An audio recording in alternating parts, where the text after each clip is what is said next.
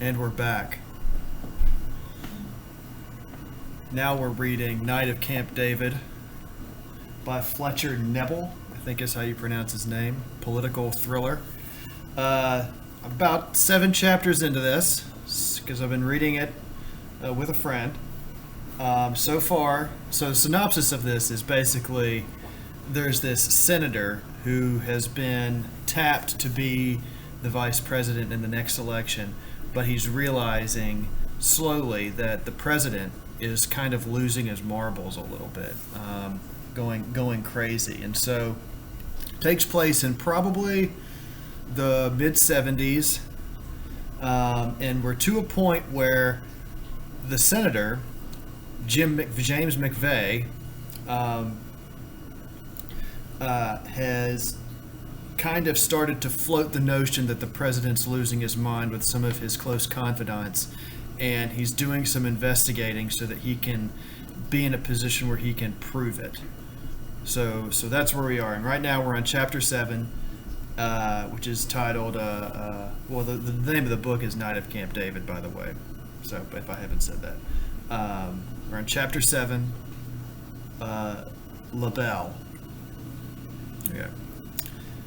6 days later, on Sunday afternoon, Jim McVeigh was sitting in the upstairs den of his McLean home with the window wide open. The calendar marked the first day of spring, and an unseasonable blaze of heat sucked at the winter's moisture deep in the earth of suburban Virginia. The McVeigh back lawn perspired under the sun. The vacant field beyond the back of the fence steamed and glistened in the sudden thaw. The last of the snow had vanished overnight. Branches of a dogwood tree outside Jim's window gleamed moistly, and he could see the first green fuzz of new buds. The smell of the opening land was full and pungent, and under his sports shirt Jim could feel a trickle of sweat. The sunlight, bursting through the window as though newly freed of confinement, sparkled on a tray of knives in a corner of the room.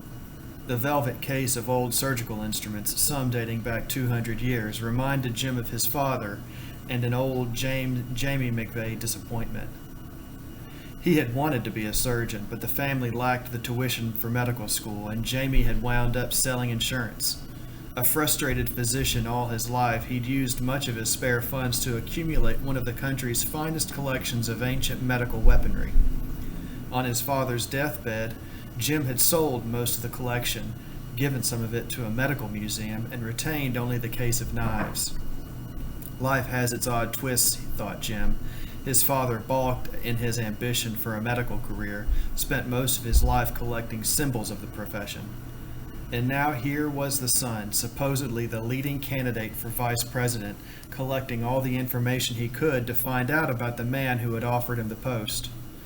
The situations weren't analogous, thought Jim, but somehow he'd better appreciated his father's frustration today. Jim McVeigh was curved in a red leather easy chair on the back of Jim McVeigh was curved in a red leather easy chair on the back of his spine, his sneakered feet propped on a hassock, while he read a typewritten report from his brash young assistant, Flip Carlson. In his despair the Monday before, Jim recalled something Paul Grissom had said, that he ought to look into the early life of the man whose mental stability he suspected.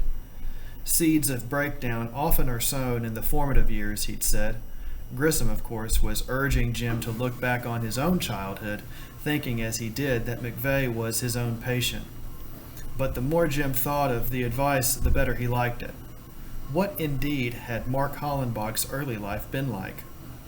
Nobody really knew much about it, only cursory mentions in highly favorable campaign biographies and a few broad sketches in the magazines. Everyone knew the highlights. Hollenbach's father had been superintendent of schools in rural Hendry County, Florida, where the boy was reared in the little county seat of Knebel. Then Mark had gone on to college at Denison University, Granville, Ohio, and later joined the faculty of the University of Colorado at Boulder as a history professor. From there, he'd gone into politics, rising to governor of Colorado, and finally president.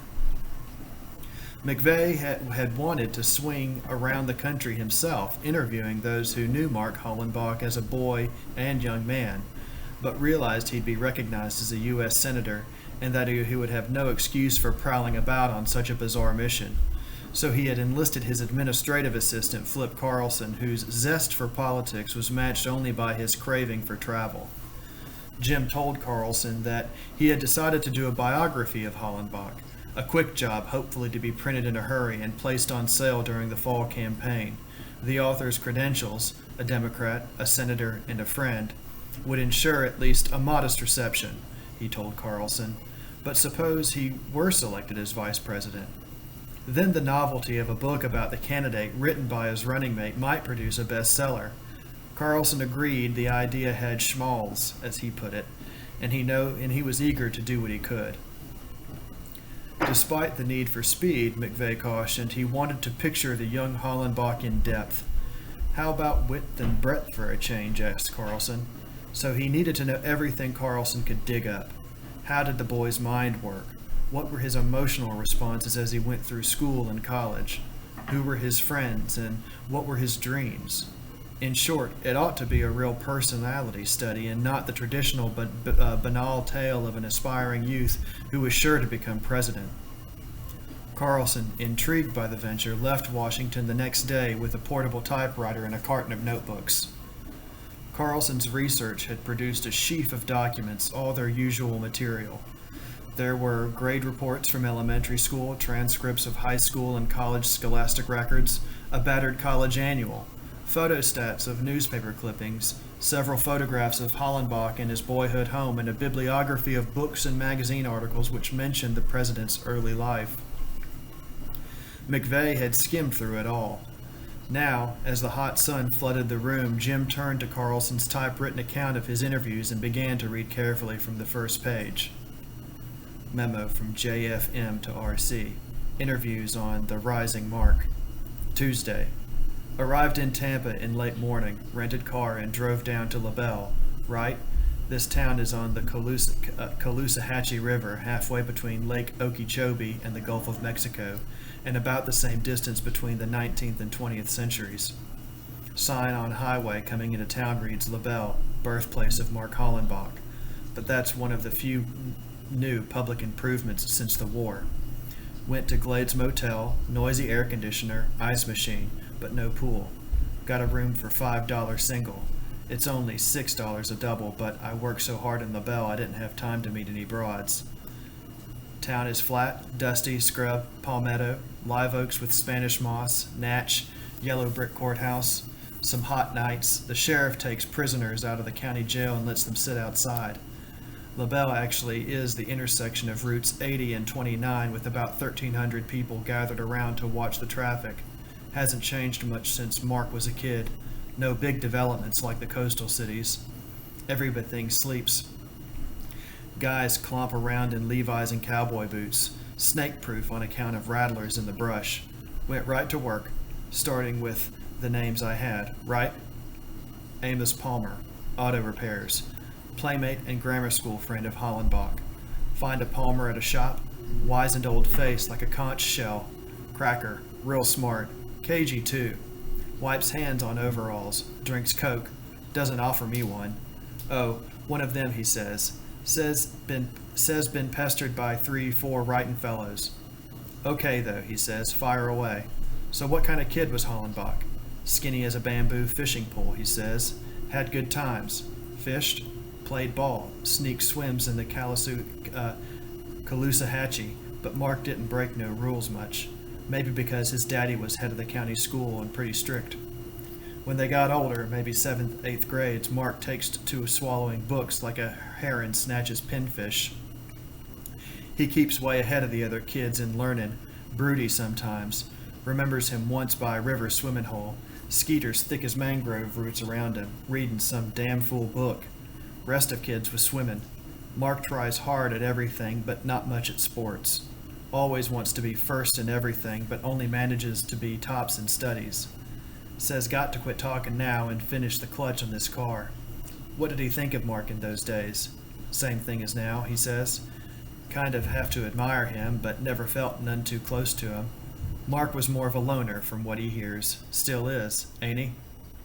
Phoebe Hendricks, 77. Nice old dame. Spry, never married. Lives in town with white frame house with Key West tin roof. Musty old maid smell inside. A young girl out of teacher's college, she had Mark in first grade. You never get over the first class you teach, she says. Remembers all the kids in it. Hollenbach, the smartest, had to quit calling on him because he always knows the answers and it makes the other kids afraid to speak up. Once he cries because she won't call on him when his hand is up. Not sure, but maybe the poor kid wanted to go to the John, but I don't mention this to Phoebe. He could read like a third grader at the end of his first year. Nice, quiet boy, but sulky and irritable if he wasn't first in everything. Spelling, arithmetic, music, the works. Winston E. Glover. Insurance, real estate broker. Big, heavy, slow guy, full of bull. High school graduate with Hollenbach. Praises him like he was always name brand genius. Knew he'd be president, etc., etc. Grand fellow. Mark, gracious. Gentleman, solid. Grover talks like he's making a recording for the National Archives. Not much help. I learned more about Grover than about Hollenbach. Says he tried to give 25 acres of prime road property on the main road to Fort Myers, road to river, to Hollenbach. Good publicity for town, especially if Mark retired there, but President wouldn't take it. Sends Grover a letter with a little lecture about conflict of interest in accepting gifts, as I get the story. Grover keeps the letter, saying it will be worth lots of money someday. No, he won't show it. He laughs and slaps his leg and says old Mark still knows how to tell a fellow off. Reminds him of one night in high school dance when Hollenbach blows his top at another guy over a girl. Nope, won't tell. Just as well these things aren't said about presidents, but would be great story if he could tell it. But why rake up that kind of stuff? Phooey. Makes you kind of think of a different time, doesn't it? I mean, just to live in a time like that. Mrs. Frederick, May Pauline Richardson. Married to banker, but used to have some dates with Hollenbach in high school. Plump, no fat, gentle and hospitable, but inclined to chirp and twitter. Oh yes, Mark was a perfect gentleman. Took her to dance once. Got in fight with Ed Broyle over her, but don't print that in the book, please. Her husband Fred would be embarrassed. Ed's dead now, but he gave Hollenbach a cut lip. All a mistake. Ed cuts in on dance floor and Mark won't yield and accuses Ed of trying to flirt with his girl. All this, the same dance Grover talking about? I don't know. Boys rag Mark because he enunciates so well, almost like an actor on stage or something, and he never draws like everyone else in Hendry County. Some thought he was stuck up, had a right to be. Oh, Mark never changed. She knew that when he saw him on television during campaign pleading for excellence, he was just about perfect in everything he tried. But would it be fun to live with a perfect man? She giggles. Never saw him after he went off to Denison because he worked in the North summers and came home only a few times. Hollenbach's dad was strict, but the boy more so. And that's funny, isn't it? To be stricter than the parent?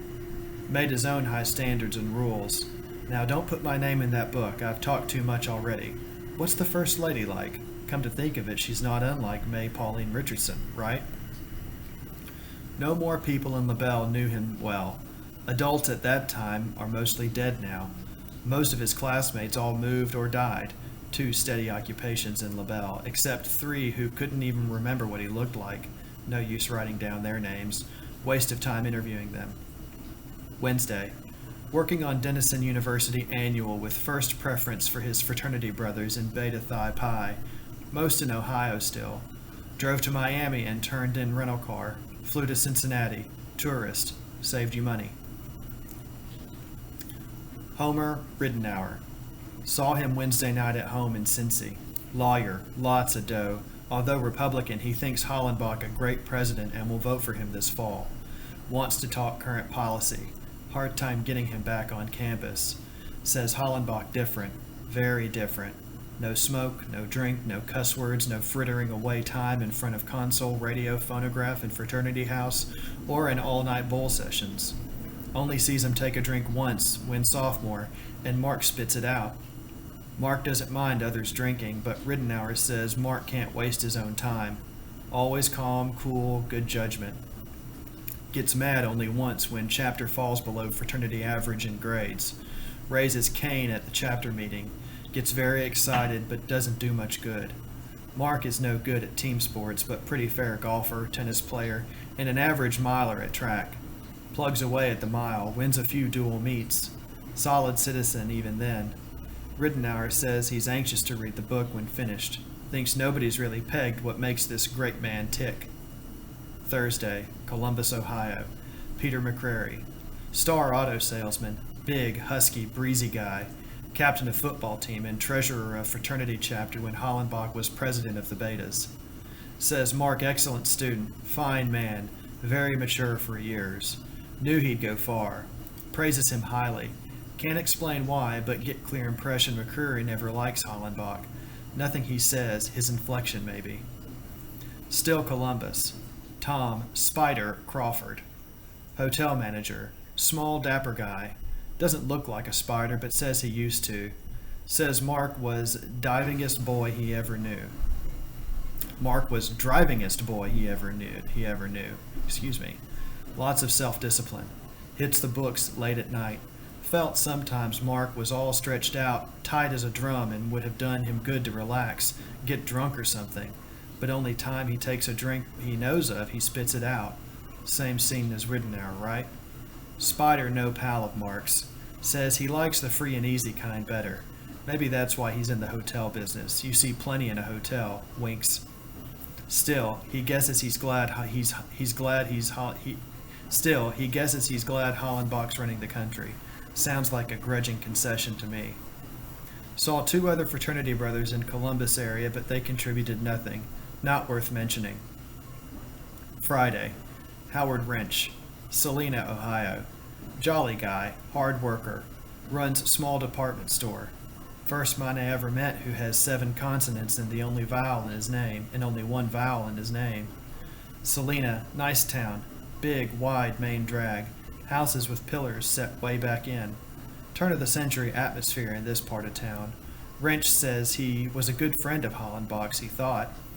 Brought him home a couple times, admired his ability, but thought Mark ought to loosen up and have some fun. Hard to get close to the guy. They're no longer friends. Wrench says he doesn't know what happened, but after Hollenbach got into politics, didn't seem to have time for old acquaintances. Written him a couple times, but only gets 1 formal White House Christmas card 2 years ago. No note, no nothing. Wrench says he never really figured Mark out in school, although he tried, but if I really wanted to know what Mark was like in college, boy, try and contact Tina Faraday, the former TV actress. Says she used to go with Mark, and from what he hears, give her a couple of drinks and she'll talk your ear off. Used phone in Wrench's store to call Miss Faraday in Los Angeles. Got her after a long delay and made a date for Saturday. Wrench, pleasant fellow, bought blouse from him for a girl, when I find one. Saturday. Pardon the typing, this written Sunday morning, coming back on plane to D.C. from L.A., portable hard to use on knees in a jet. Tina Faraday, former TV actress, 58. Real maiden name, Ida Jones. Married names in rotation, Lomax, Jacobs, Pinkert, Stacy. Divorced all 4. Lives alone with maid and cook in Santa Monica. Big house, somewhat deteriorated on a cliff overlooking the Pacific. This interview worth whole price of tour. Wait till you read it. Spent 6 hours with Tina until 3 a.m. Sunday. She gets plastered. I get swacked too, but keep old brain cells alert, I hope. Wildest dame I ever met. Cusses worse than Joe Donovan. More exotic in choice and range of profanity. Chin sags despite facelifting, but still attractive in kind of a beat-up vulpine way. Good word. Vulpine, right? She wears black, slinky thing which wraps around hips tight and leaves one shoulder bare. Open-toed shoes. Shoes gold. Toenails painted green. Honest, or maybe emerald. Bright as hell anyway. Pause while I call stewardess for aspirin. Take 2. Feel better. Back to report. Tina drinks buku gin on the rocks. First 2 had some vermouth, but after that, straight gin. Lose count at 8. She spends a couple of hours quizzing me. How many books have I written? Where do I live? I say Omaha. Well, Council Bluffs is close enough, right? Do I get the God love 'em screwball something's in Omaha? Get out of that one just barely, but she remains suspicious until the fourth drink. Then can't make her stop talking if I'd wanted to. Talks like Niagara Falls, gushing and cussing and slogging the stuff down. She was transferred to Denison from University of Toledo, so she only knew Mark in junior and senior years. Decides he is smartest man in school and she is going to have him for hers, maybe marry him. She is a hot article then, proves it by an old picture. Jesus, yes. A knockout, all willowy curves, wide, sexy mouth, and a wide chest with 2 honeydew melons. Makes your mouth water. She is in Spanish class with Mark. Starts by asking him to help her with the Spanish. He does. Plenty of nights, but he only kisses her once and then not with much bajazz. Takes her to some fraternity dances. She presses against him. Tina illustrates all this by the indoor fountain with bullfrogs. I mean, she has bullfrogs in the fountain. But Mark pulls away, always dances proper, so after a couple of months she gets mad. She illustrates this too. Wonderful display of rage, great actress. Denison campus built around the football field, which is sunken like a real bowl into the earth. One night, Tina and Mark are lying on the rim of the bowl.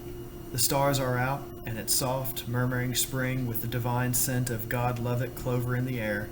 That's what the woman says. She nestles close to Mark, and this time they kiss very feelingly, she says. No illustration here, though. Too bad. She's terrific with a bullfrog chorus in the background. They kiss some more, and get real pash like college kids should. All of a sudden, he rears back and says, "No more," or words to that effect. Tina acts this out, scummy double-crossed by her lover. He starts to preach her a lecture on purity, morals, and conduct, etc., and gets going like a goddamn censored circus tent revivalist. He's all hopped up and waxing eloquent while she's doing a slow burn. Finally, she hauls off and cracks him in the God-love-it mush with both fists. 1, 2, plop, plop. His nose starts to bleed. Worse than the cut lip, and labelle, I gather. He's trying to stop it with his handkerchief while she sulks off, haughty and proud. Another little off-Broadway drama by the fountain. Next day, he apologizes in Spanish class for being such a prude, but says he can't help himself. She scorns him. Now it's the reverse, and he's after her. She holds him off a while, but then they begin to have dates again. Very quiet, sweet, soulful affairs, all full of the longing of youth and stuff. You remember, right? The next fall, their senior year, she invites him to her home in Columbus for the weekend. Ohio State is playing a home game and the town is football crazy again as usual. They go to the game, which she thinks Ohio State wins. After the game, they go to her home, but it turns out her folks are away. Actually, they are in Europe for a couple of months, which she knows all the time. She plays slow music. They dance. She sneaks a couple of shots of straight gin in the kitchen. This broad has non-corroding copper piping. Then chews gum furiously because he's death on alcohol for fair sex. Gradually, she works things so they're in the bedroom upstairs. Why don't these things ever happen to me? She tells him he can undress in the bathroom, and he goes in there. She sheds her dress and whatever she has on underneath, which probably isn't much, judging by her body profile last night by the bullfrog pond. Anyway, she climbs into bed after a slosh of cologne. She waits, and then she finally waits some more, wonders if he's sick or something. Finally, the door opens and Mark comes out, with all his clothes on. His eyes are damp. "I can't," he moans, very agitated. "We're not married." With that, he hurries out of the room, clatters down the stairs, and out of the house.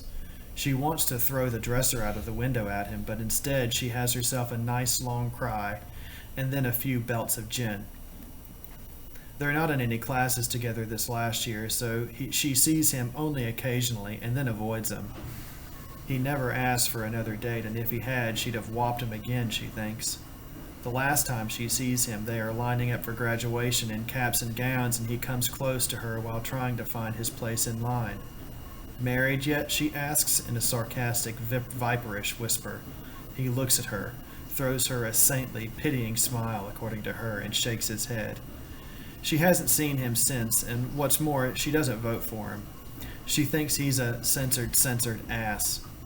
Later, she hears he gets married to a Colorado girl named Evelyn Willett, the current First Lady. And she hears this is a honey girl, sweet type girl who doesn't need much in the love department, which she says serves Mark right. Thinks from glitter-eyed pictures of him she sees in the papers he gets about as much loving as a Tibetan monk. From 2 to 3 a.m. I hear about her God-loving 4 husbands, none of whom it seems majored in fidelity, but guess you don't want any of that. We're now over to good old Iowa, and the stewardess is bringing me one more aspirin with coffee. I may live, but my head won't. After reading over this last part, I'm not sure whether you should keep it for the book, seal it for 75 years at the Library of Congress, or burn it. Your private eye, Flip. McVeigh chuckled, then laughed out loud. Carlson, red-eyed and jittery, had delivered the typewritten sheaf to him an hour earlier, then implored Jim not to phone him until evening after he'd had some sleep. Jim could imagine Tina Faraday, in gold shoes and green lacquered toenails, swaying over the edge of a fountain while she portrayed love scorned. The image reminded him of Rita, wrathfully exploding over the telephone, and he wondered whether any woman ever accepted rejection gracefully.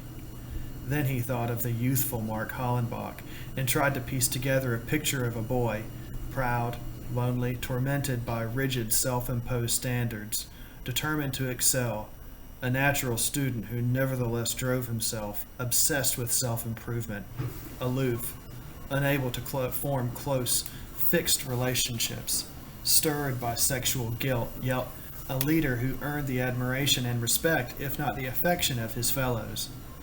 Add almost 40 years to the picture of this college boy, thought McVeigh, and had the tone and shading challenged much? Isometrics was unknown when Mark was at Denison, but had it been practiced, Jim could imagine young Hollenbach flexing his fingers and tightening his biceps, even as he did now.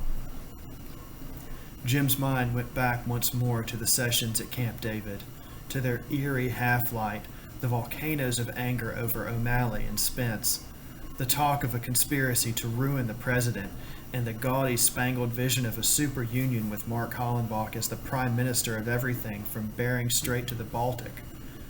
The sun poured through the open window, warm as fire, but Jim felt the chill of fear as he had when riding back from the Catoctin Mountains the week before. He sensed that something was radically wrong with the man who sat in the White House, but he was at a loss as to what to do. He was the only person in Washington who felt this. Rita had heard Mark erupt purposely over Davidge, the banker, but she dismissed it as an ordinary temper tantrum. Was McVeigh alone in his surmises? And were they valid hunches, or was he beginning to fabricate and imagine a pattern that did not exist? And this complex, driven man whose mental balance he doubted had picked him as his vice president. Mark had confided in him, trusted him with the vision, proposed that they shoulder the future together. What right had he to soil this trust by secretly investigating the man's youth as though he were a shoddy public welfare case? And was the picture he'd formed of the young Hollenbach an honest one, or was he chinking in the gaps with suppositions drawn from the memory of Aspen Lodge? Jim wondered whether he had the right to weigh the president's mental stability. After all, he was but one of 100 senators, a single cog in the intricate machinery of government, unauthorized by law to investigate anything, anybody, unless empowered by vote of Senate committee. Still, didn't he have a duty to the country to pursue his misgivings and somehow settle this question which baffled him? If Mark Hollenbach was unbalanced, action had to be initiated. His circuitous ruminations were interrupted by a shout from downstairs. "Hey, Pops," yelled Chinky in her fluttering soprano. "There's a good-looking man down here who says he has to see you right away." "All right, send him up." His visitor came up the steps. McVeigh could see a broad smile and the flash of white teeth in a swarthy face. It was Secret Service agent Luther Smith. He entered the den, closing the door behind him. "Senator," said Smith, I don't like to barge in on you like this on a Sunday afternoon, but I'm ordered to ask you some questions. Questions? Yes. Smith stood uneasily, holding yes. Smith stood uneasily, holding his felt hat in his hands and fingering the narrow brim. Senator, I've just come back from a little town in Florida named LaBelle.